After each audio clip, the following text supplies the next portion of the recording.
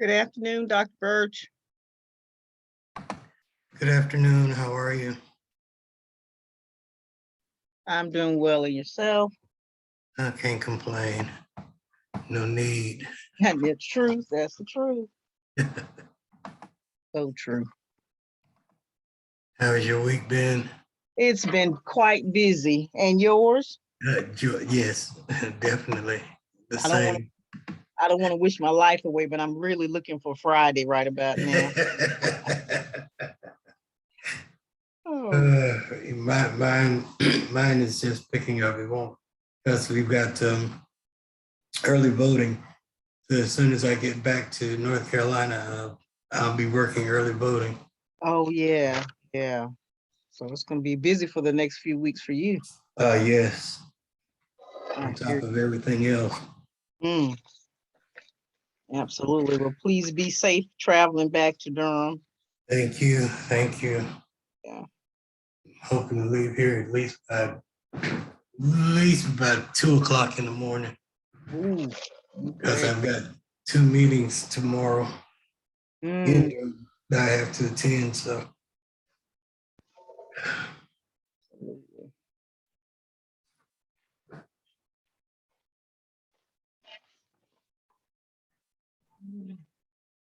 it's 2:55. Are we the only ones on? Looks like it. I was just thinking to myself, now this reminds me of my church. You look in the parking lot, there's nobody there, but within 6 or 7 minutes, the place fills up. So I'm like, maybe that's what's Exactly. going to happen. Maybe that's what's going to happen here. Like, where is everybody? There's nobody in church. Well, pre-COVID anyway, there's nobody. Yeah. All You of a sudden, they start showing up. exactly in about 5 to 7 minutes, everybody pulls in and they're marching in. I'm like, whoa. Oh, goodness. And I suspect we're in the right place. I clicked on I Zoom know, after I right? registered. Yeah, because I'm hoping it's just okay. There we go. One Okay, coming. now we So get some action. What in the world? Oh goodness. I was scared to go back to my email. I was like, did I miss? Yeah, I was getting a little nervous too, sir.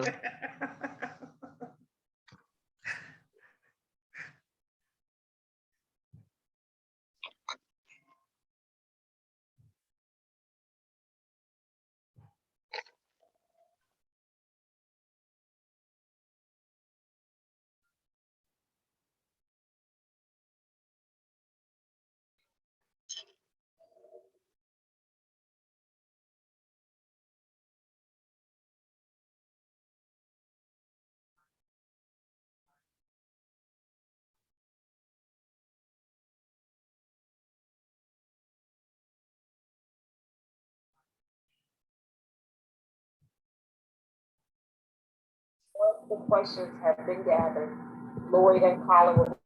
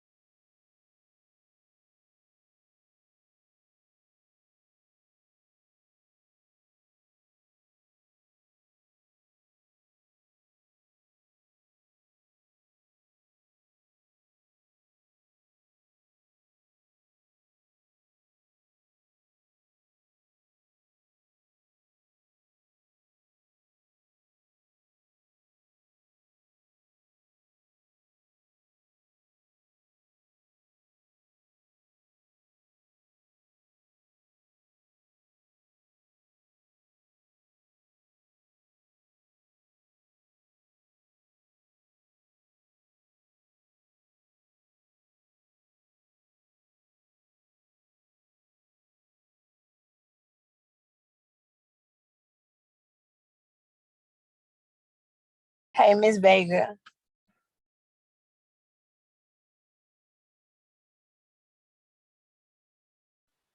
Hi, how are you? I'm good. How are you? I'm doing well. I thought that was you, Candace. Yes, I reached out to you and Miss Johnson not too long ago, but I didn't get a call back. So we'll have to work on that. Okay, I'm gonna shoot you some information, okay? Okay.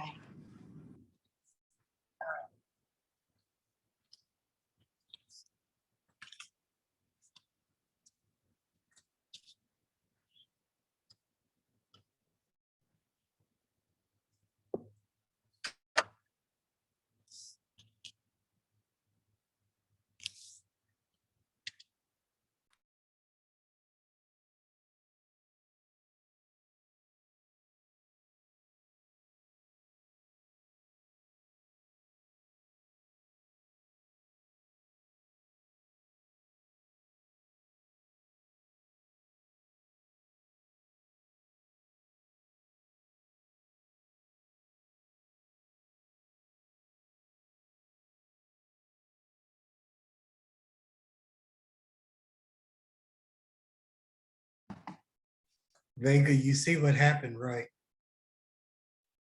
Yes, sir, I did. That confirmation in about 1 minute. Was that less than 2 minutes? Goodness, that's amazing, isn't it? It truly is. Goodness.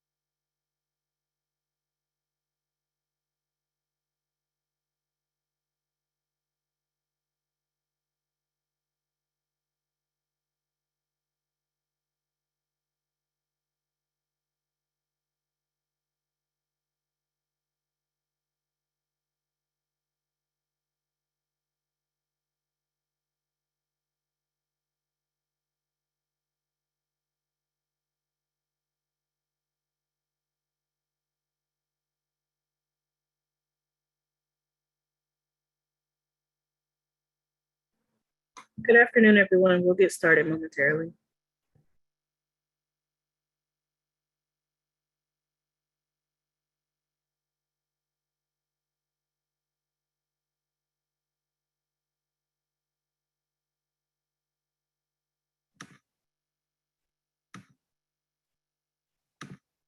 Good afternoon, all.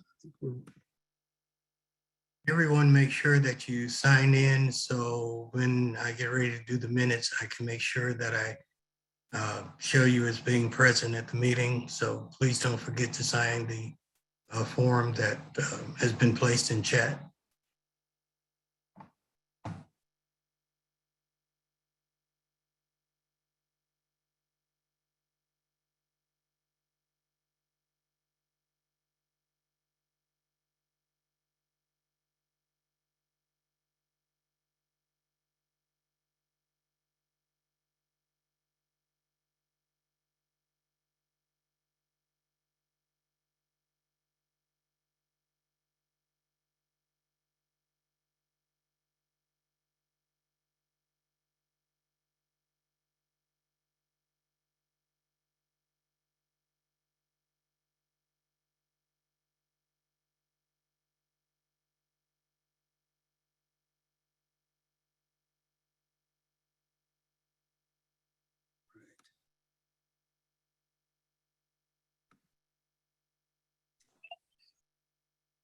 Hello? Hey, Angel. Oh, can you hear me now? Yes, ma'am. Can you hear us? I could barely hear.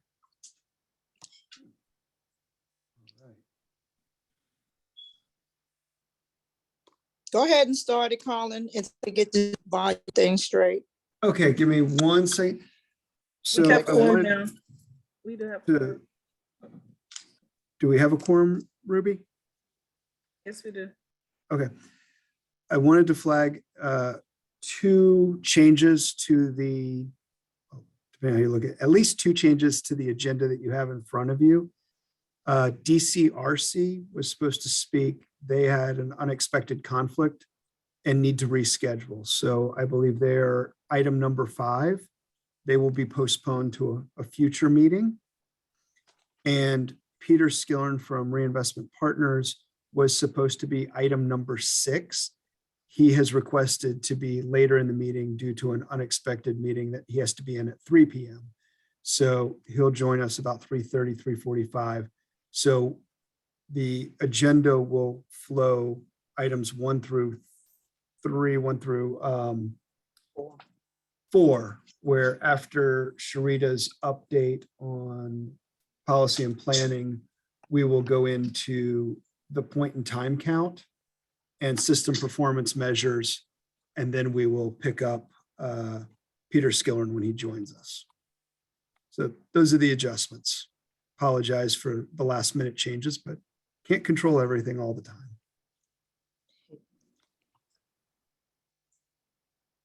With that, Madam Chair, I will hand it back over to you. Okay. Hello, everyone. Sorry about the technical difficulties this afternoon, but welcome to our Durham Homeless Services Advisory meeting. We like to finish the job of ending chronic homelessness. Those are one of our goals. Another one is to prevent and end veterans homelessness. Another goal is to prevent and end homelessness for families, youth, and children, and set a path to ending all types of homelessness in Durham. On our first agenda today, we're going to call to order in housekeeping. Ruby, can you let me know? We do have enough. I'm sorry. Ruby, was anyone that wanted to have any comments or anything, or am I moving too fast on here? I'm not looking at my thing right. I don't have any public comment. Okay, so we're going on to number 2 for the minutes and review approval. Is there a motion to approve the March 23rd meeting minutes from anyone? Madam Chair, it's Angelo Birch. I move that we accept the minutes as written. Thank you, sir. May I have a second, please? I second. Okay, so we have Dr. Birch and Ebony. Is there, okay, so we all please vote in the chat.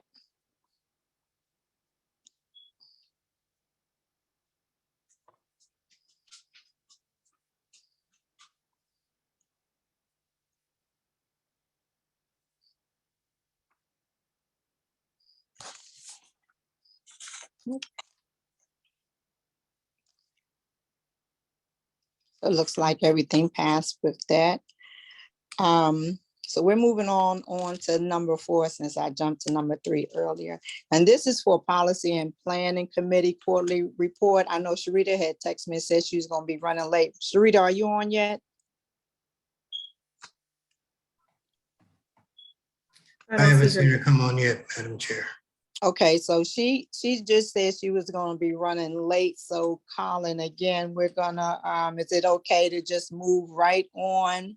Absolutely.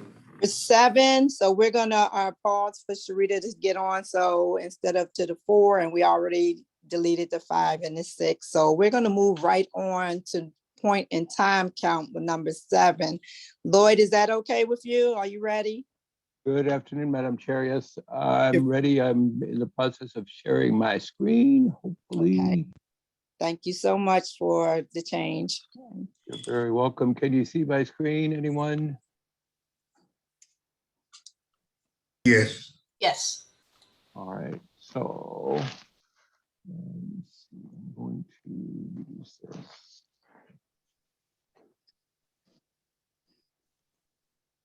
Okay, so this is, it's hard to know exactly how much time to take for this, but we are going to proceed and perhaps fill up the time as needed. There's a lot of information that I'm presenting today. You'll recall that the presentation about system performance measures was postponed because there wasn't time at the last meeting for that. So in terms of the 2022 point in time count and the HIC report, I'll distribute the complete information, and as we have time today, we'll get through as much of this as we can. I think a lot of this will be pretty explanatory. If I can get my slides to move, let's see what do I need to do to move the slides? There we go. So a quick reminder about who is included as homeless during a point in time count, essentially 2 groups of people.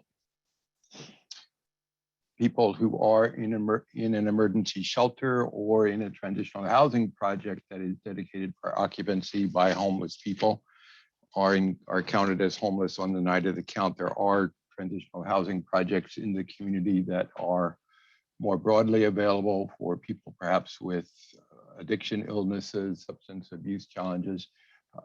They are not included in this report. Only projects that are dedicated for occupancy by homeless persons in our transitional housing are included. And the second group of people are unsheltered people who are living on the streets or in places not ordinarily used as a regular sleeping accommodation.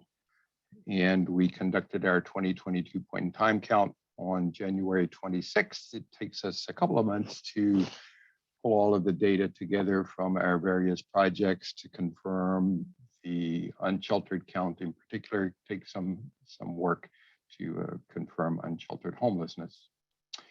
So our total count was 459 people.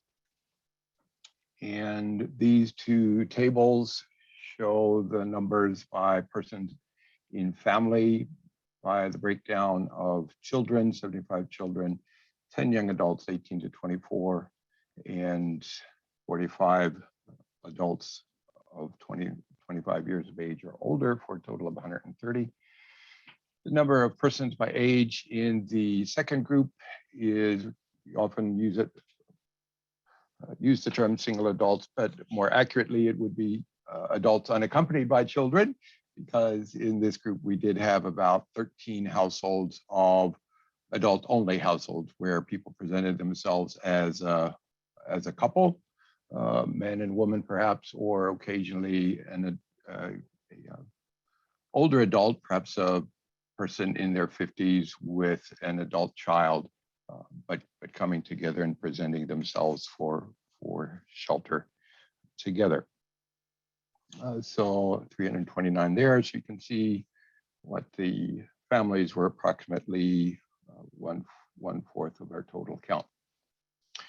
By demographics, just over 60% of the people were identified as male, 175 as female, and smaller numbers of transgender and gender non-conforming reported. This perhaps is the most important slide in this point in time count presentation, in that we look at historical trends of our point in time count. And to understand the slide, I've included not only bar charts, but also the numbers, on the bar charts, the number in blue, or the portion of the chart in blue on the bar, is the number of people in emergency shelter. In red is the number of people reported in transitional housing, and the number in yellow at the very top of each bar is the number that we counted of unsheltered people. And the numbers to the left of each bar represent and the number at the top of each bar represent the numbers for those groups of people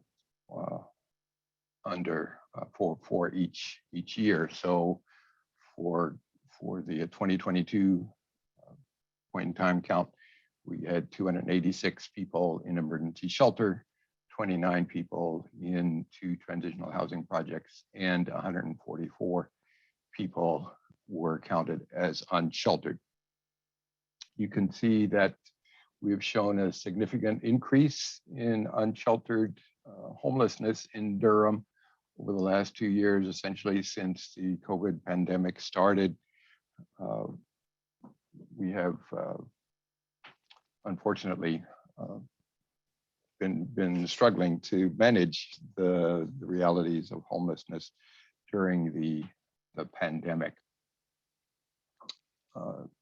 We did, even though we did add some overnight shelter capacity or overflow capacity through a number of projects, as well as through some of our regular projects, and have added the unsheltered, or the winter warming shelter through Open Table Ministry at a downtown church. Nevertheless, we are not keeping pace with the number of people that are seeking shelter in our community.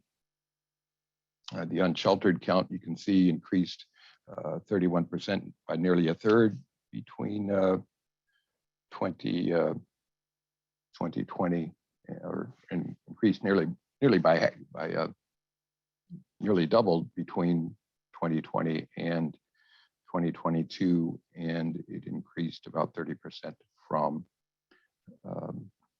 2021. Emergency shelters showed over a 14% increase in our numbers since 2021. So it is a significant cause of concern for us, and I think for our community as a whole.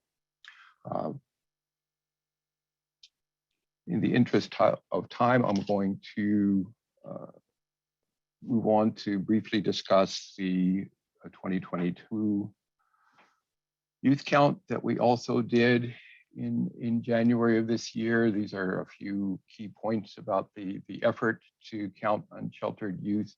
And specifically, the commitment was made in the 2021 Continuum of Care collaborative application, in which we gained a point on our collaborative application by committing to do a youth count in 2021.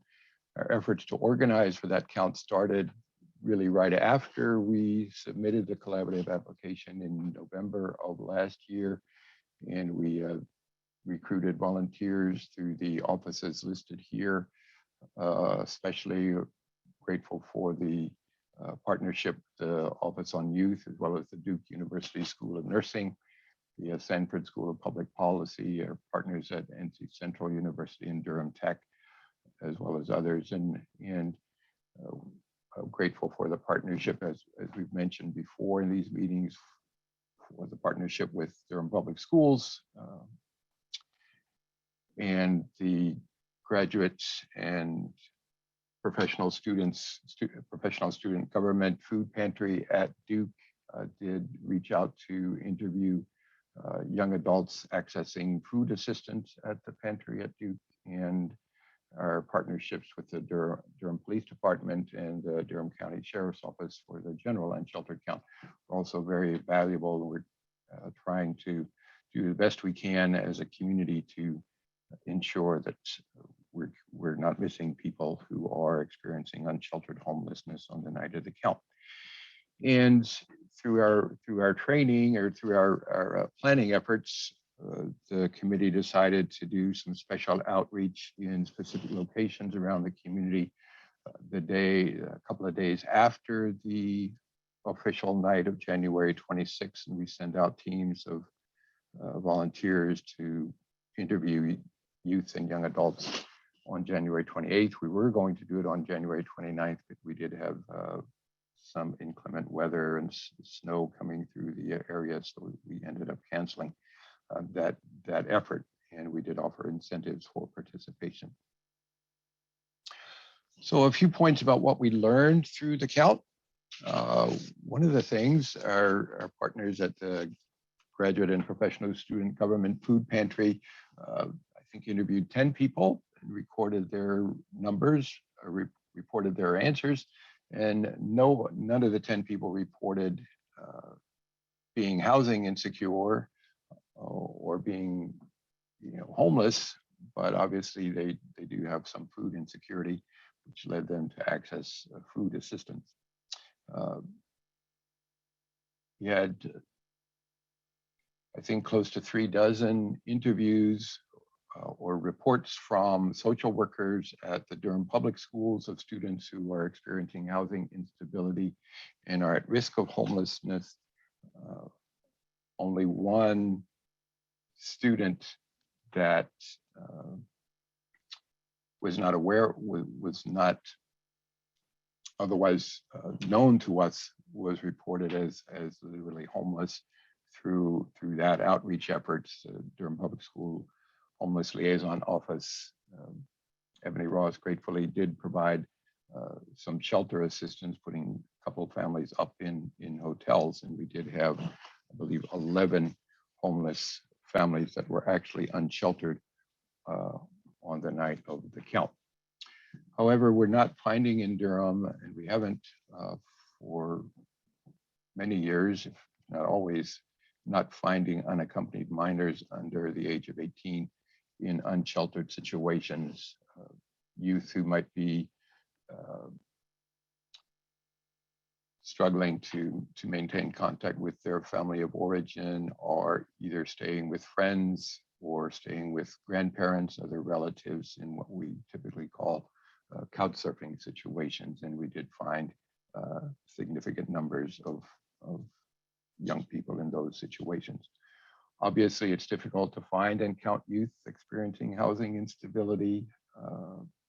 There's no real good numbers. I don't think those kind of questions are typically asked on a census form, or in other kind of questionnaires or surveys that are done in the community.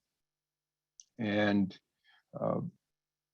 we think a more successful effort would require a more extensive planning process and should be led by young people as much as possible.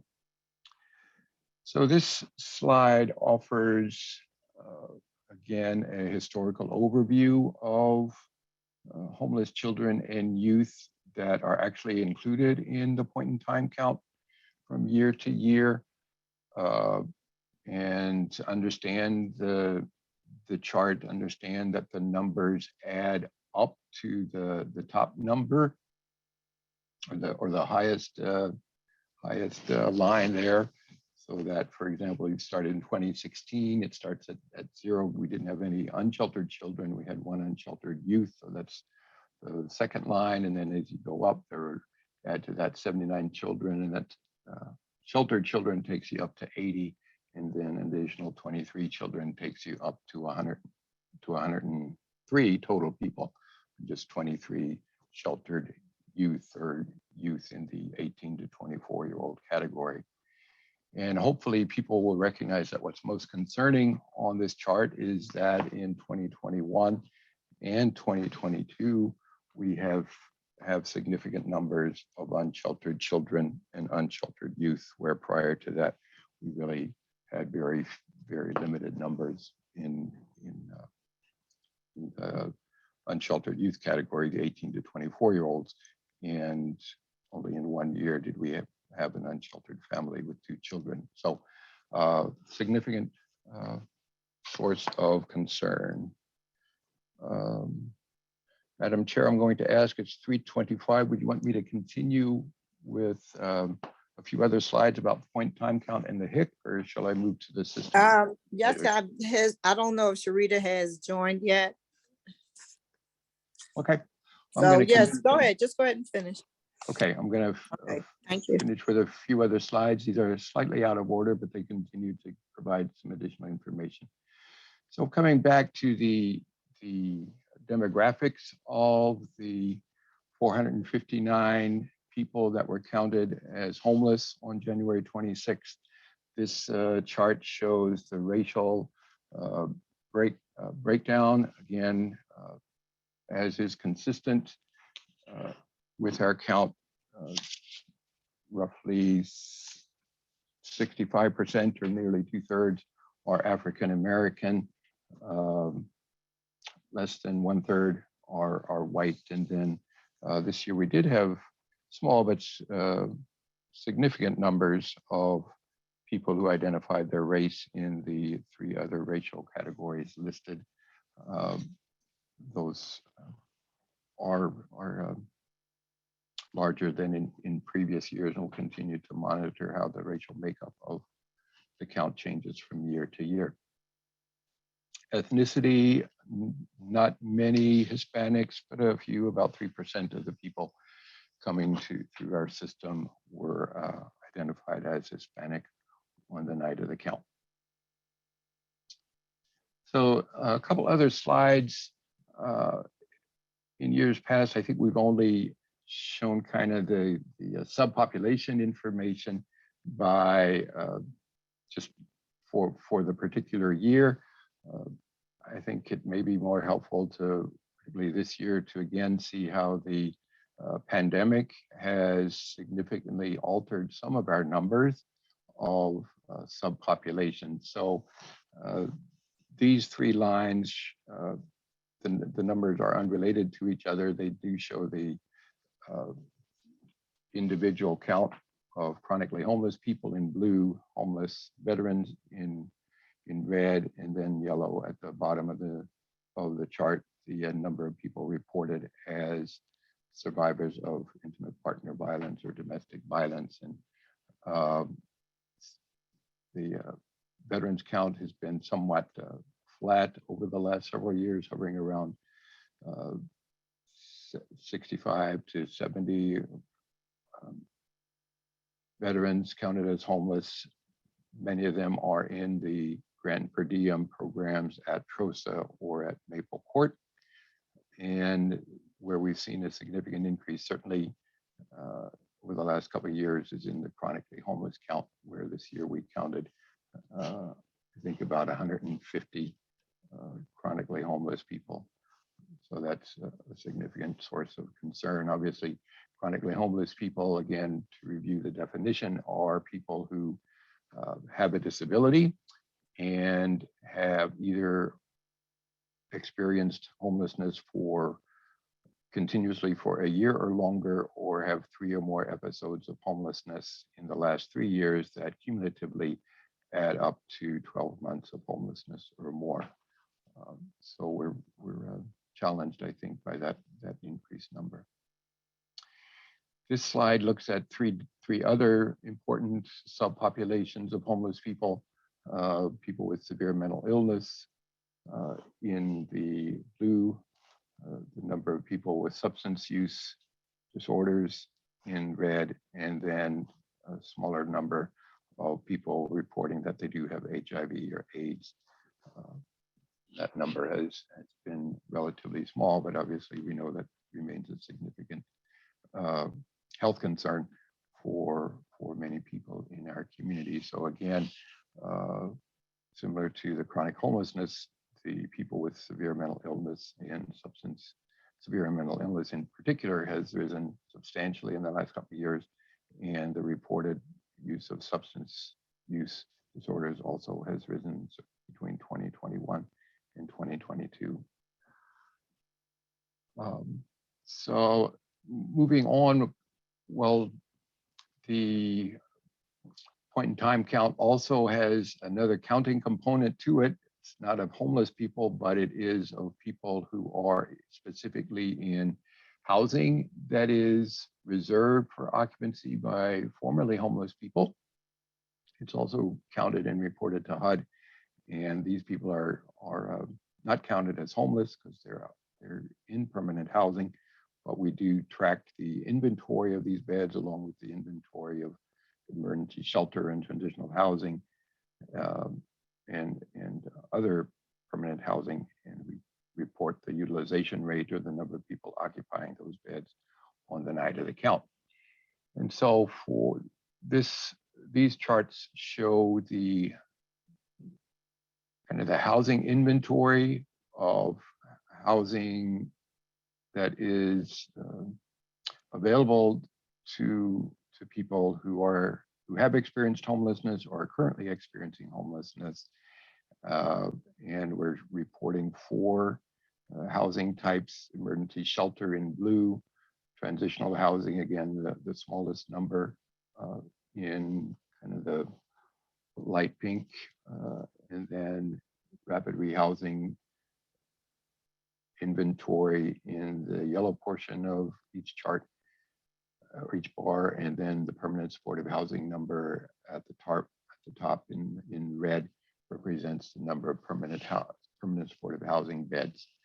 So there's where the inventory has fluctuated substantially, you can see, is in the rapid rehousing beds.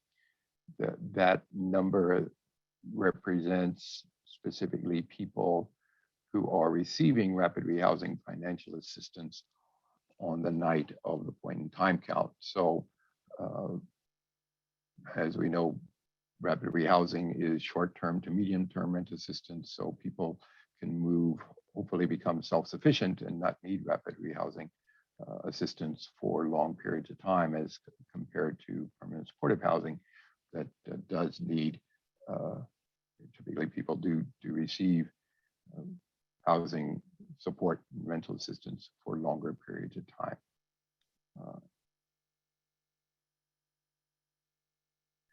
And this slide looks not at the housing inventory, but actually the reported number of people occupying either rapid rehousing units or permanent supportive housing units on the night of the count. And I would say that one newer reporting category of housing type this year that Durham has not reported in previous years is simply what HUD is currently calling other permanent housing that is dedicated for use by formerly homeless people. And in years past, Durham did not have really anything to report in this kind of reporting category, although HUD has had it as a category for several years. But this year, we're happy to report that we do have at least 253 beds or units. 68 of those are really emergency housing voucher units that were awarded to the Durham Housing Authority as part of the American Rescue Plan in 2021 in response to the pandemic.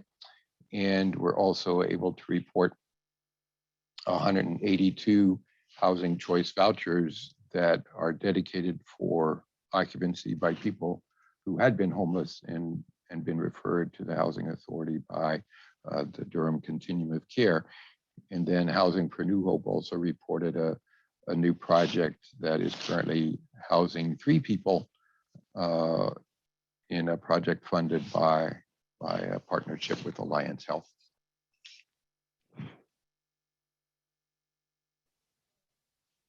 So that is the point in time count and HIC report. I don't know if there are any questions about that, or how do you want to deal with that, Madam Chair? I think my schedule allowed for about 20 minutes for a presentation also about system performance measures. But perhaps there's So comments and sis, questions. yeah. Are there any comments and questions at this time? You know, the schedule has been kind of rearranged a little bit. So working with some extra time if Sharita hasn't gotten, and I know Peter hasn't gotten one yet as well. So are there any questions for Lloyd at this time? From anyone? Well, Lloyd, is this something else that you, There's some wanted- hands raised. oh, it is, I couldn't see. Thank you.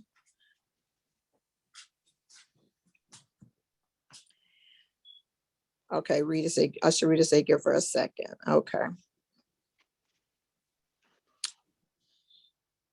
Madam Chair, I believe it was Tracy Stondino. I'm trying to see, okay, thank you. I don't have my glasses on. Mhm. Can you get that for me, please? I can't really see it on here. Was that you, Tracy? Tracy? Yeah, there are probably about 4 of us who have a hand raised. We had a quick question for Lloyd. Some of the trends seem to be a little bit predicted, but I noticed in one of your slides you had the gender difference of male female ratio of number of people who were found during the point in time count. Has that been pretty similar to years in the past, that there were more males than females? Yes, that's consistent. If you think particularly about the unaccompanied adults, that number tends to be 80% or more male. So the overall percentage is reduced somewhat Okay. by females being more present in homeless families. But yeah. And just to follow up, were most of the individuals you found, were they in similar campsites or locations that were in the past where they were found? That's a great question. I would say our outreach efforts to unsheltered did not include the kind of counting that we did prior to the pandemic, where we sent as many as 15 or more teams of 3 or 4 or 5 people out into various locations and completely canvassing the downtown area. So that's not directly comparable. What we did this year was we worked with the unsheltered by name list that is being maintained by my colleague Hanalea Hoberman on a regular basis through reporting by the street outreach programs in the HMIS. And so we worked with those projects to confirm the unsheltered status of people on that list on the night of the count. And then a few people that were contacted on January 28th by youth count teams also were included. And then also on the night of the count, teams of primarily staff at Housing for New Hope did do some canvassing of some campsites. I'm not sure how many, but I know it was not nearly as thorough a counting effort as we would do with 15 or more teams. I think they had maybe 4 or 5 teams going out on the night of the count, and they also were sending out volunteers to some locations the morning after, morning of January 27th, and I believe January 28th. So part of the work is verifying the unsheltered status of people that were being reported. Not sure that specifically addressed your question. Yes, it did. Thank you. Okay, Ricky, you could go ahead with your question. Thank you, Madam Chair. Lloyd, if you could go to the slide that had the breakout between chronically homeless. Yeah, there we go. The subpopulations one. So just looking at the sharp increase in people who are identified as chronically homeless, do you think that is due to our community's ability to document chronic homelessness better, utilizing the sharing in HMIS, or, are your thoughts that people in general over the last 2 years have experienced homelessness enough to qualify as being chronically homeless? Yeah, that's a great question. I think it's something that probably the community as a whole should discuss more than just me. I will show in a few minutes, the system performance measure shows that significant increases in the overall length of time that people are experiencing homelessness over the last 6 or 7 years. But I don't, I think my opinions about that are not any more valuable than yours or someone else's. Okay, we have another question from Ryan. You could go ahead, Ryan. Thank you.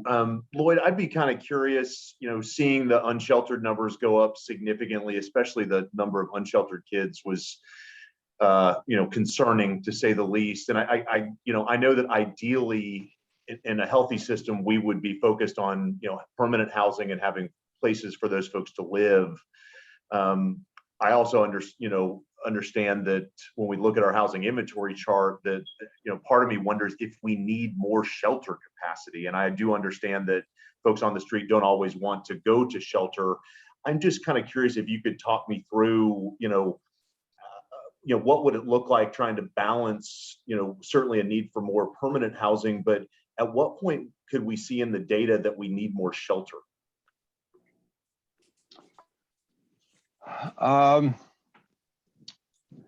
I think certainly when you're looking at a well-functioning system, you have a system that gets people through shelter back into housing quickly to a situation where then people that are able to access, people that are experiencing unsheltered homelessness have at least opportunities to move into shelter if they desire to do so. And certainly most homeless families, I think in our experience, would desire to move into a shelter if shelter was available. I think the other, certainly it's an important question that you're raising is, do we need, perhaps especially for unsheltered, particularly for families, should we figure out as a community how we can, reduce that number of unsheltered families and get it back to zero, which is where it should be, so that at any one time we can, have space for people who are unsheltered, especially families. Important consideration, and I appreciate the question. Thank you, Ryan. Commissioner Carter, are you still here? You could go ahead. Okay, yes, thank you, Madam Chair. And my question is somewhat similar to Ryan's in a way. I was noticing this same chart, point in time count by location, and the significant drop in the number of people who were in transitional housing in 2022 compared to 2016, and the increase in the number of unsheltered, and wondered, is that because we have less transitional housing, markedly less transitional housing? And so more people are, that's one of the reasons people are unsheltered. And I ask because I just wonder, what is the best way for us to use this information? And thank you so much for it, Lloyd. Yeah. But what is the best way for us to use all of this information as a community to try to target our efforts and our resources? That's a great question. And I think it could be in my view, a good lead in into the next presentation, which is perhaps more important even than looking at the point in time count numbers, which is focusing on system performance measures. So are there other questions specifically about the point in time count Yeah. I think Russell has a question.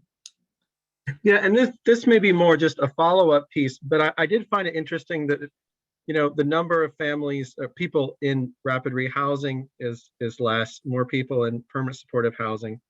But our system by design right now, and certainly in practice with the folks who are leading the prioritization, is to always put the most, as it's understood, most vulnerable people through the system first.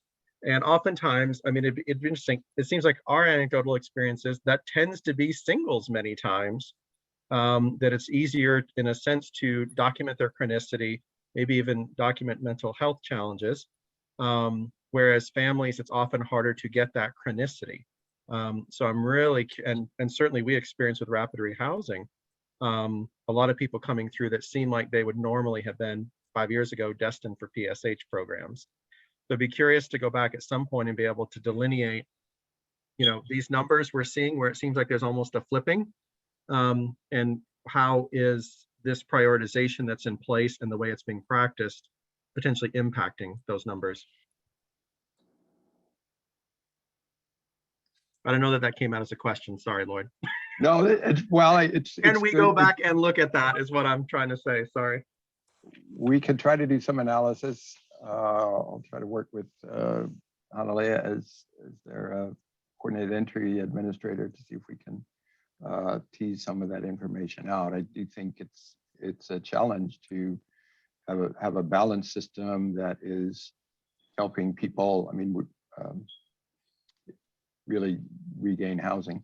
And it may be something we could even request of one of the groups. I think I would just state that I think that Hanalea could bring valuable insight, but she also has a vested interest because she is the administrator and in the way that she is implementing. And so having a few people looking at that could be helpful alongside her. Sure.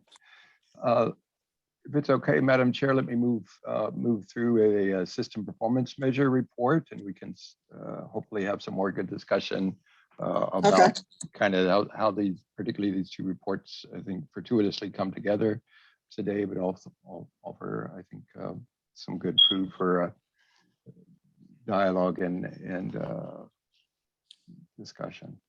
Okay. So in many ways, I think the system performance measure report is more important. Oh, excuse me. Hold on 1 minute, Lloyd. How long is it going to be? Because Sharita has joined now and it is already 4 o'clock. Is this something that you need to do now, or is it something that you can hold? Well, I was counting on about 20. I just need a few minutes. We can hold it off to the end, Angel. Okay, great. Okay, I didn't know how long you needed. And then we have someone else speaking as well. And it's already 4. Yeah, okay, sorry. I don't think I need more than about 20 minutes for this. Okay. So the system performance measure report, why is it so important? It's the most reliable and accurate HMIS data that we have. Our HMIS administrators at NCCH, thank you, Ryan, work well with our community partners and our projects for really several months to ensure that the data that's going to HUD and reporting our system performance measure data is accurate. This report reports on 6 of 7 HUD defined measures that HUD uses to evaluate how well our overall continuum of care is functioning in helping make experiences of homelessness rare, brief, and non-recurring. I would invite you, you may have more questions through this report than you had with the previous report, and if so, perhaps feel free to place questions in the chat as they surface. I've numbered charts here and invite you to reference questions, including a reference perhaps to the number of the measure and perhaps the number of the chart that you might have a question about. And if we don't get all the questions answered in the discussion time that we may have today, we'll come back to them and we'll get answers out to your questions. see if my screen will move again. There we go. Okay, so the first measure is simply the length of time that people remain homeless. It's obviously an important one that goes along with the number of homeless people. But two charts.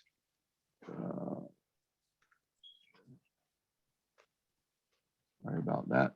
On the left, the average and median length of time homeless people in emergency shelter. This kind of gauges actually how long they are in shelter before they exit shelter. And again, we're looking at kind of historical trends for the most part. You can see that really the average and median have kind of stayed in a narrow range. Average time in the 90s for the last 5 years, and the median in the there's a bit more variability between 59 and 73. And then when you look to the right, however, chart 2, and this kind of comes back to, I think, a question around chronic homelessness on the point in time count. We're seeing that even though time in shelter has not been significantly increasing, the average and median length of time homeless prior to housing move-in in all project types has shown significant increases over the last 6 years between 2016 and 2022, with the average increasing 112% and the median increasing 164%. And what this, to be clear, this measures,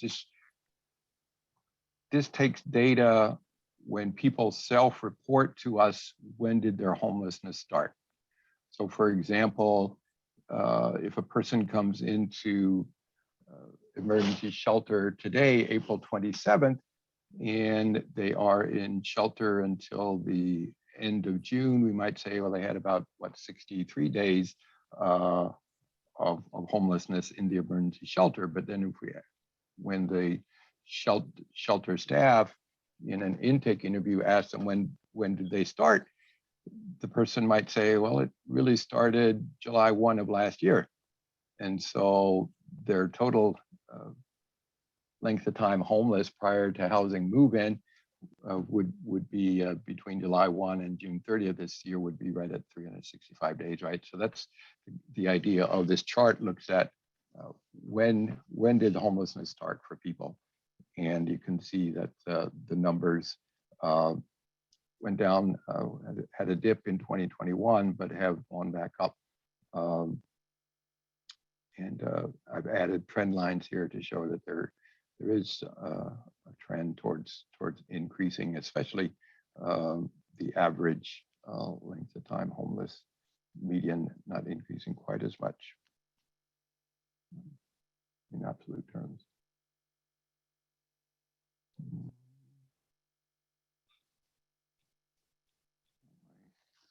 Computer doesn't want to move to the next screen. What is that? Okay, measure 2 is the extent to which persons who exit homelessness to permanent housing destinations return to homelessness. A lot of concern in our community about this. Obviously, we want permanent housing to stick. Once people exit, especially to a permanent housing destination, we would like to believe that we've been effective and really helped them. So a number of charts here that recognize the percentages, reports percentages, and we'll report the absolute numbers as well. But we know it's a challenge for any homeless project to know exactly what is needed to help people maintain housing. It's difficult to know exactly how much assistance to provide, what is too much or what is too little. And increasingly projects are encouraged to take certainly a no, never take a one-size-fits-all approach. but to try to find the right balance of assistance that's needed for people. And that's particularly a challenge for rapid rehousing projects that can provide anywhere from 1 month of rent assistance to up to 24 months of rent assistance within a 36-month period. So what is needed to help that household maintain housing after the rent assistance ends? So this chart shows, first of all, that for people exiting from emergency shelter to permanent housing destinations, we have seen improved percentages of people not returning to the system in the following 2 years or 24 months. Consistently, the blue portion of the chart shows the percentage of people that came back into the homeless system within 6 months. The red shows the next group of people that came back within the next 6 months, so between 6 months and 12 months. And then in the yellow shows the percentage of people that came back in the second year. So most people, if they get through the first 6 months and maintain housing in that first 6 month period after they exit to a permanent housing destination, they do pretty well, smaller percentages. And even within that, you can see in 2016, we had over 20% of people returning. And by 2021, we had just 12%. Another chart looking at similar percentage of returns to homelessness, but this is looking at people who exited from rapid rehousing and permanent supportive housing to other permanent housing destinations. Not as much of a trend. If we did a trend line, we'd see it go. We were very low in 2016, but over the last, between 2017 and 2022, not really much of a trend, except again that most people are coming back into the system in the first 6 months. However, the next slide will show that the numbers of people coming back, represented by the percentages here, are much smaller than they are for emergency shelter. So this looks at the total percentage of returns to homelessness of all of our project types. And again, overall, we've seen significant improvements in the percentages of people coming back into homelessness. 10% of people return to homelessness. And that, again, suggests we can't predict with any one kind of strategy or prescription necessarily whether a household is going to come back to homelessness or not. It's very difficult to know. And so the encouragement generally is for projects to try to provide the minimum necessary and not the maximum allowed. And one thing that I think has really changed over the last several years across the country is a recognition that in trying to help people experiencing homelessness, we are not really working to end people's poverty. We are working to end their homelessness. And those two are not synonymous. It's a challenge because in many ways, especially for social workers and people in helping professions, we want to help people and we want to help them increase their stability. Finally, the total number of returns to homelessness, again, is numbers. These are the absolute numbers showing in 2021. This again, the reporting period was the federal fiscal year that ended September 30th, 2021. So in that year, we had less than, it's my math, 88 people, 88 households returning to homelessness after having exited to permanent housing 2 years prior. So this, again, this can be the whole issue of returns to homelessness. What we're looking at is people who exited in the 2019 period. Did they come back between 2020 and 2021? Did they have a recurring episode of homelessness? So it looks at that group of people. Measure 3 looks at the absolute number of homeless persons. This is a slide you saw just a few moments ago. Same slide, again, reporting the point in time count. HUD does consider this measure, and we report it in the system performance measures. But moving on from there, a slide that looks quite a bit different is the annual sheltered count from the HMIS. And the blue reports the people being reported in our HMIS participating emergency shelter projects, and the red is the transitional housing total. So you can see that our shelter and transitional housing projects are serving fewer and fewer people.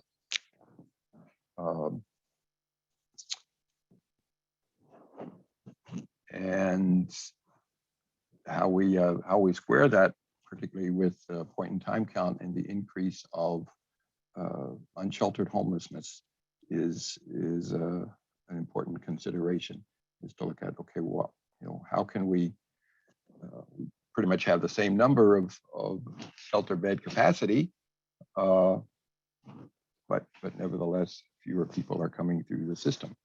On one level, having fewer people coming through the system is a good thing. I know we are doing more with homeless diversion, and coordinated entry is doing some good work to help people who can be diverted, to divert them from emergency shelter. But clearly unsheltered homelessness is not a good thing, and not homeless diversion.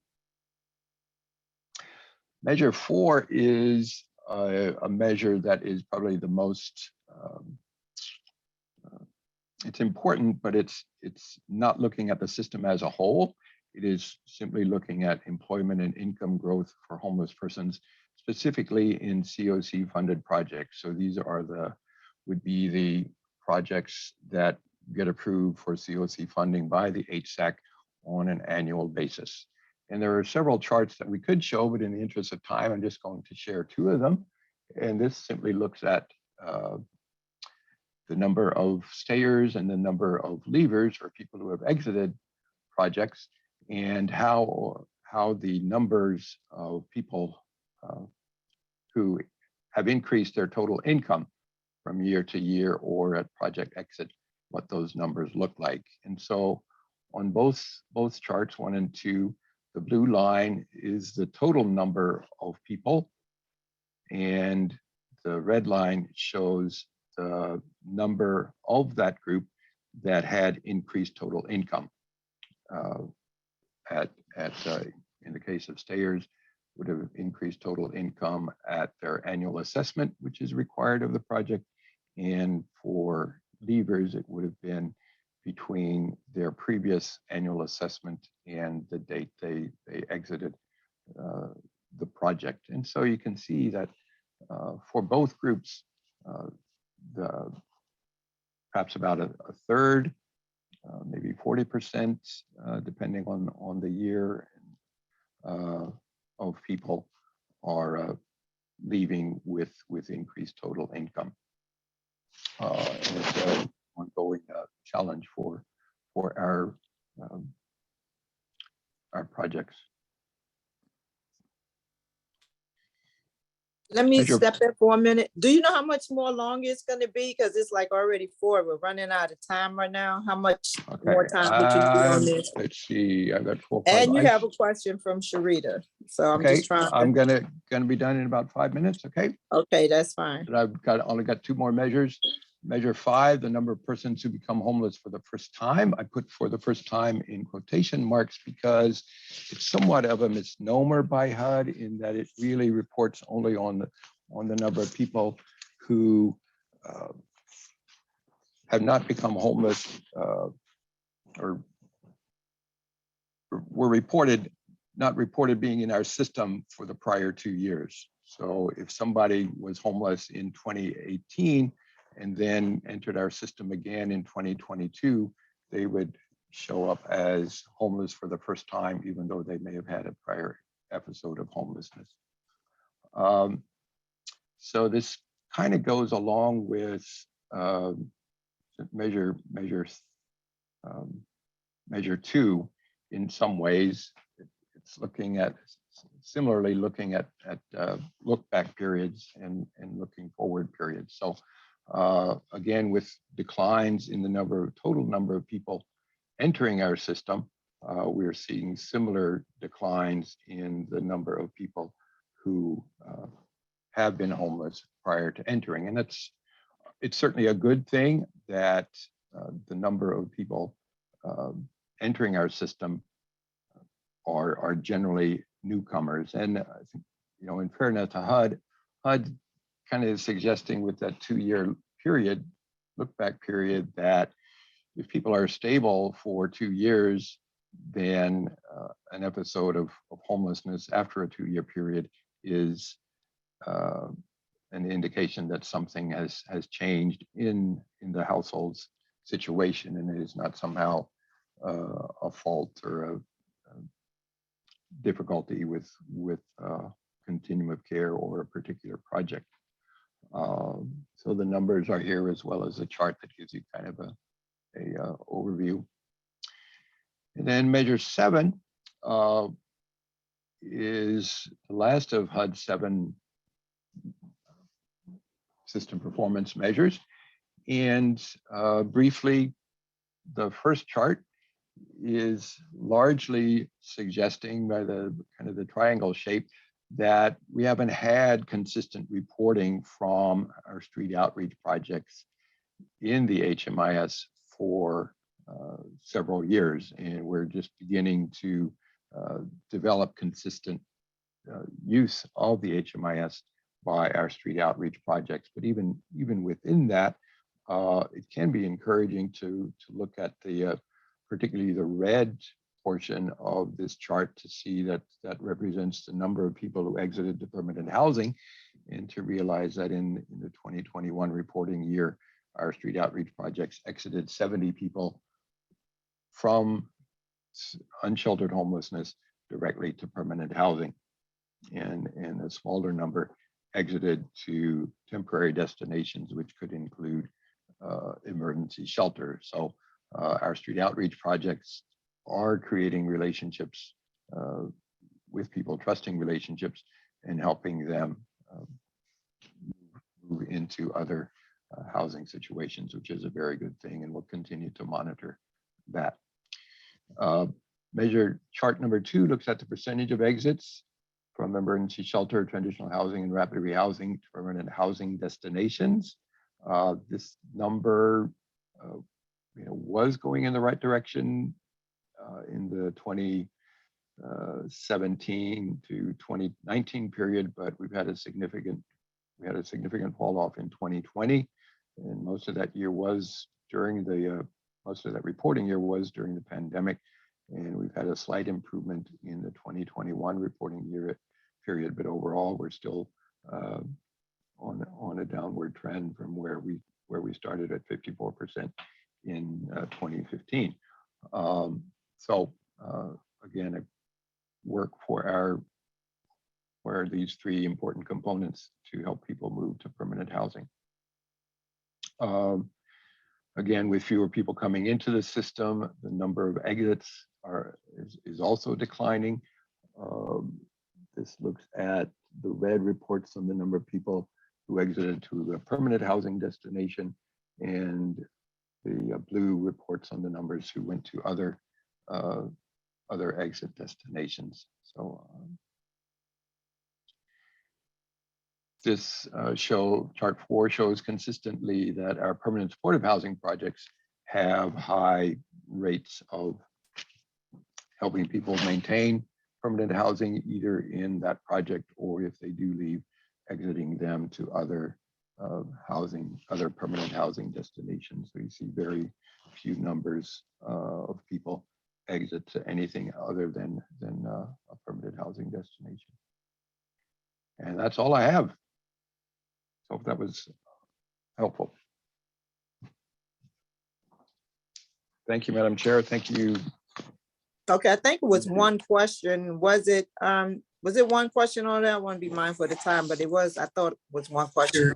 Madam Chair, had a question. Yes, go ahead. I can't remember my question, so I send Lord a message when I figure out what it was. I have a question. Go ahead. This Candace theory. So the question I have is, I do peer support, right? And now I'm currently on a CST team. And I'm just using this situation right here, like as an example.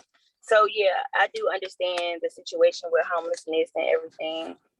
And thank God I was able to like pop in it, pop out of it when COVID first started. But everybody doesn't have that, I don't know, I don't want to say mindset, but I will say they don't have that determination to not remain in a situation. So, you know, as a peer, you know, we try and help them overcome whatever, deal with whatever. But when you have a person who, like this morning when I went to McDougal Terrace, I didn't see the note on the door because I wasn't really trying to like look for a note. I was in a hurry. And the lady got like real nasty, you know, when I was like, is it possible I can get an application? I can't pull it up online, you know, She's like, we're not taking applications no more. So it's this was out on the door. So I'm like, okay, damn, you know, do I really want to tell people to go and look? Like this is part of the reason, like just saying some things that some of my consumers have said to me. Part of the reason that they don't have, or they don't want to go, or they don't want to look, is because of the attitudes that they get. So people, it's not just that you're homeless and not putting forth effort, it's that you're homeless and the way you're treated being homeless by the people who aren't homeless, who are in the office, is almost like that's your problem, not mine. Yep. And that's not right. So yeah, it's going to continue to be an issue. And no matter what everybody does to try and fix it, you still have the ones who don't have the mindset and the determination to not revisit homelessness or to get in an apartment and pay your bills or anything, you know. I do the ILI applications through the company I work for. And, you know, it's a couple of people that I would want to say they need a payee, but they would be upset. But in the long run, you know, the benefits of them having a payee would be like, okay, for the next 3 months or 6 months, they got my money. They're going to give me this amount of money. I don't know what I'm going to have saved up later, but at least when I get my money back, you know, I'll have my bills caught up. My bills are paid. My bills are paid ahead. And I can just roll with it and maintain. Mm-hmm. So it's like a training that we have to do on stuff like that and budgeting and everything. But again, when you have people that give you I don't care attitude or nonchalant attitude, it makes it hard for us to go and advocate for you and try and get something done. You may talk to me one way, like, hey, you know, Candace, yeah, I got the application, and then she's trying to call and be like, yeah, your application here, we'll let you know. Like, that's how it really be. And that's something, you know, that need to be worked on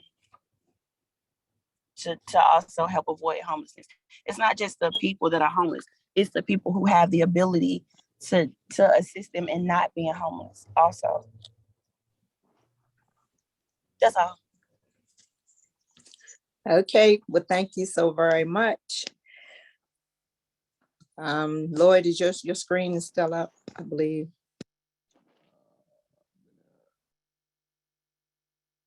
Not now. You're on mute, Madam Chair. Oh, glad you didn't hear that. Sorry. We're gonna move right along. I think Lloyd, your screen is still up. I can't get it off. But anyway, Sharita, do you want to go ahead right quick and then we can have Peter as the last speaker? Sure. Thank you. Hello, everybody. Policy and planning has been working hard over the last 3 months to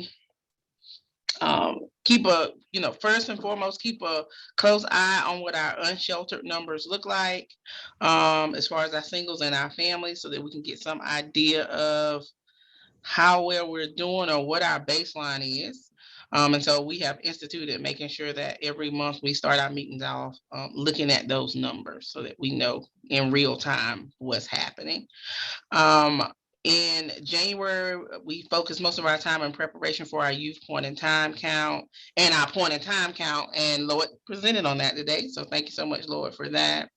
And then we brought to the HSAC the House America Challenge, which was asking the communities to pledge to house a certain number of people. And I think we brought that number before, that discussion before the HSAC, and voted and moved appropriately with a number that we sent to City Council, because I think this was something that was agreed upon by Mayor Schul right before he was transitioning out of office. And then over the last 2 months, we've done a lot of work thinking about our wants and needs from the perspective of our continuum of care, and in light of the new funding opportunity we will be embarking on in the coming months around the home and ARPA funds, and our ability to get this one-time lump sum of money and be able to hopefully move the needle on the array of services and what types of services we're able to offer to our neighbors who are homeless and seeking housing. And then last but not least, we spent a significant portion of the last 2 months also talking about our policies as it relates to the coordinated entry process. Hanalea had quite a bit of piloted projects that she had been running for some time. And so we spent a significant amount of time in the last 2 months reviewing those policies, looking at data. And my plan is to present in next month's meeting a list of those things for folks to review. But you can also, if they are posted, Ruby, are our policy and planning minutes posted on our COC site? Not for that particular meeting yet. Okay, but what do you think it'll be up soon, or should I just create the document that I'm mentioning now? You mean the minutes from last meeting? Yes. Yeah, they can be up soon. Okay, so we will get that posted so that if anybody has any questions on any of those piloted projects that we have now voted on and moved forward and made staples in our coordinated entry process, you will be able to see those items on our durhamcoc.org website. And that is all. All right, thank you, ma'am. Last but not least, we're going to move on back to number 6, Hotels to Home program, where we have the presenter, Mr. Peter Skiller. Background on Mr. Peter is a discussion of the county funded Building B at Carolina Duke Inn that has been in operation since 2020 by Reinvestor Partners. Peter, are you ready? I'm ready, Angel. All righty. Is there a main point you want me to make? Or you want me to just start talking? Go ahead, sir. Do what you want. All right. You have the floor.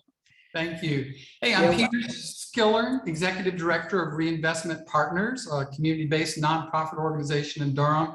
Our mission is to foster healthy and just communities by working with people, places, and policy. When the pandemic broke out 2 years ago, and the need for non-congregate shelter became evident, Reinvestment Partners worked with the county and the city and Project Access and UMD and Alliance Health to pioneer a pilot of renting a facility by the nonprofit and providing non-congregate shelter with services for medically fragile population and those who have SPMI, severe and persistent mental illness. While the contract with the county eventually covered a total of 64 rooms, 40 units in Building A and 24 units in Building B, and of Building B, there are 32 units, and 8 were rented by Alliance Health. There was a total project, right, of 72 units altogether. And I'm just going to break out some of the different responsibilities. UMD played the lead role in providing food and security for everyone in the programs and for the entire campus. In addition to providing the resident management engagement for their units that they're responsible for on Building A. The Project Access had somewhere between 16, it kind of floated between 16 and 20 plus rooms for their clients that they received through the point of entry who were targeted for medically fragile folks. For those clients who were in Building B, just kind of focusing in on that, Project Access played a critical role in providing housing navigation, case management, and working with Lincoln Community Health to provide medical services for those clients who qualified for those and needed them. Alliance Health and then the UMD clients also received case management from UMD. Alliance Health, their clients with SPMI primarily were moving out of institutional care, considering this a transitional housing program for them to kind of get stable and learn some basic skills to be able to then receive ACT and CST services in order to move forward. In addition to that, Alliance hired Southlight, a peer counseling organization, to provide on-site services, which was really helpful. That was kind of the program design. It was this kind of ambitious pilot. We said, let's pull multiple funders, city, county, and the Alliance, along with multiple service provider, Project Access, UMD, Reinvestment Partners, and the care providers from Alliance, Southlight. Let's meet a diverse population of homeless needs. And let's have several goals. Let's provide non-congregate shelter during the pandemic, keeping people safe. Let's feed them. Let's have security. Those were some of the immediate goals. Second goals were, let's provide case management, housing navigation. Let's get people placed in permanent housing.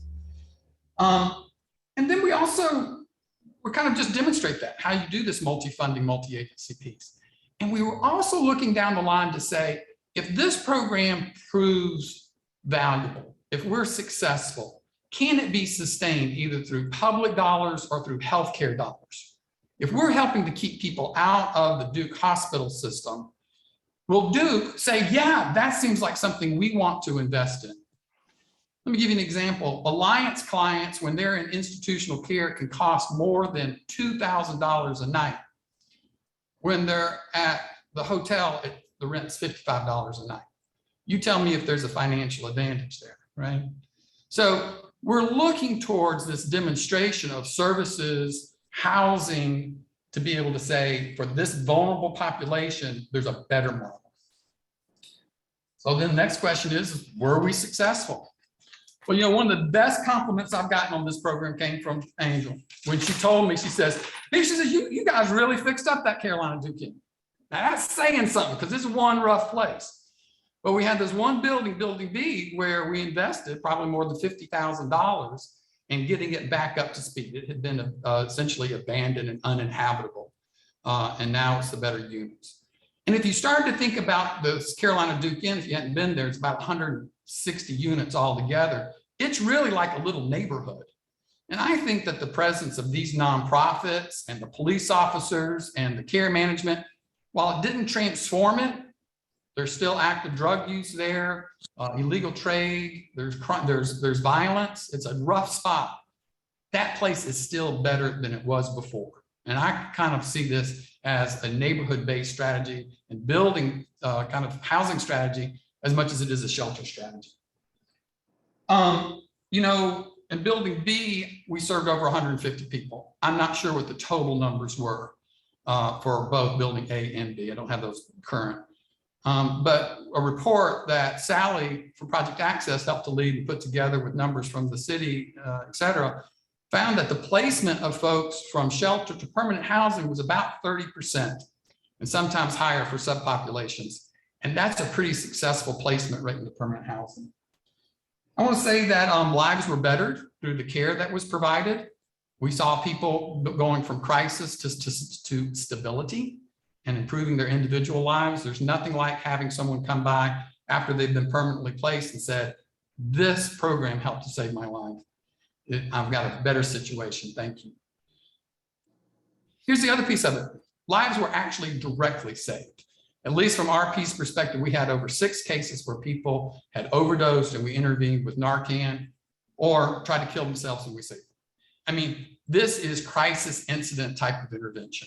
And I cannot say enough about Brooke and Shakira and Kelsey and Kayla and Jennifer and Deanna, the staff from the RP that provided that frontline interventions, who were there 7 days a week providing care and management.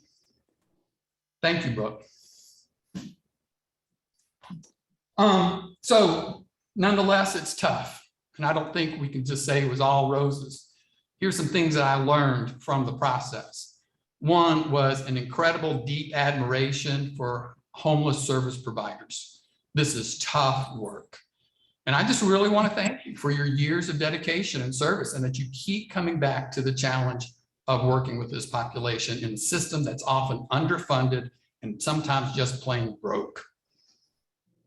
Ooh, gets me hot about it when I just think about the broken system, because it's not just the individuals that are in need, our systems need to be improved.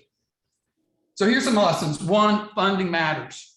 We only got to be able to do this new model because FEMA and ESG dollars from the Fed said, do it. It's an eligible expense, and the community responded and do it. But if we didn't have the money, we couldn't continue. And this is a great opportunity to thank the city and county elected officials for stepping forward and allocating almost up to $4 million to help to continue non-congregate shelter, the facilities and the services, in addition to other services that are needed and made possible by federal dollars that we anticipate losing. If it hadn't been for local advocacy and that engagement, if it hadn't been for the providers and the staff, if it hadn't been for the success of these programs, I don't believe that our elected officials would have allocated $4 million. So thanks for those who are on the call. Funding matters. Here's another thing, design matters. There's no doubt that non-congregate shelter is easier to manage and better for clients than congregate shelter. And I'll just let Sheldon talk about that, about the difference between having a bunch of people in one room on bunk beds with no privacy versus having your own room, your own bathroom, a place to put your stuff. And I think that we saw a tremendous program. Now, here's the other thing. Design, just because it's non-congregate doesn't mean that's ideal. Different populations have different needs. So one of the things that we learned was that we would be much better off if we were in a facility that had interior corridors versus doors facing out to the parking lot so that we could provide better security. So there's another lesson, design matters. Off-site case services are so important, the housing navigation, the case management services, exactly. And so are on-site services. You know, one of the things that we really strove to try to have place there, but weren't successful, was a mental health clinician that could deal with the day-to-day mental health crisis and needs of the clients. At first, we started this program. I said, oh, we're going to be providing a housing program for those with mental illness, mental health issues. And later in the program, I said, we're providing a mental health program that also provides housing. It's like the needs of the individuals are very high, and we have to recognize and start where people are at. We have a philosophy and a practice and a policy of saying that we are low barrier housing because everybody deserves housing. Damn straight everybody does. And we need to meet people where they're at. Here's the other thing. If those people have high needs or an active addiction or active mental health issues or active medical needs, we then need to go ahead and meet them with the resources too. It's not just the housing. We've got to provide the level of services. So we're going to have low barrier, high need people. We need high quality housing with high quality services that are appropriate. Otherwise, you're asking frontline staff to deal with daily crises without the adequate resources. You know, another big problem, we don't have enough permanent housing or enough transitional housing. And so people either stay too long because we can't find something for them, or we have to ask them to move on because that stayed their welcome. We need more permanent housing. I think another big challenge is that the admission process of the continuum of care prioritizes people according to need, not necessarily according to the appropriateness of their placement. And without that type of screen, it also needs to make sure we oftentimes can't meet people what in their needs. And this kind of goes back to the high need, high resources. We need to be able to screen and place people according to their needs. Here's an example. We don't place victims of domestic violence into the general congregate shelter. They have their own facility. And people with special needs need an appropriate scaled program and housing for their unique needs. I think the other thing I'd love to see is a better evaluation of the program so that we could determine what those healthcare savings are. All that said, here's the future for Reinvestment Partners. We worked, there are 139 hotels in Durham, and I had visited all of them, trying to figure out how we could purchase one to be able to provide permanent housing. And I'm glad to say that we're under contract with the facility. Because of non-disclosure agreements, I'm not allowed to say how much or where it is, et cetera. But I am glad to say that we've gotten a property that meets our criteria of being zoned appropriately, of being in very good condition, and that would easily convert to permanent housing, oftentimes serving this population for those who are ready for independent living. And we hope to work with other groups on the call and placing appropriate folks there. So RP is kind of standing down from its role as the contract holder for all the properties at Carolina Duke Inn and being kind of the on-site providers for Building B. And we're hoping and so appreciative of this fact of this new RFP that we can find a new constellation and new arrangement to improve service delivery even more. And we're going to be focusing next on changing this hotel into permanent affordable housing. So that was the project. That was what I think were the successful outcomes. Those are some of the lessons that we all need to keep working on. And that's kind of where RP is headed as far as helping to address the housing issue for this population. Thanks, Angel. Well, thank you, Peter. I'm sorry, we are really running out of time, and I do appreciate you coming and sharing. And I would greatly like to invite you back.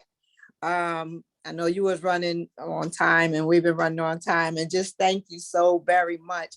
And I just don't want you to leave without me saying I'm a product of Reinvestment Partners with Families Moving Forward.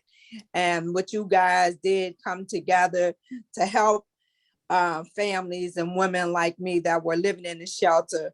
You took a big step out over here on Delbert with me and my other three roomies from Families Moving Forward. And I thank you. And the program works for the people helping, but it works better and most for the person going through it. And I am a living product, and I thank you.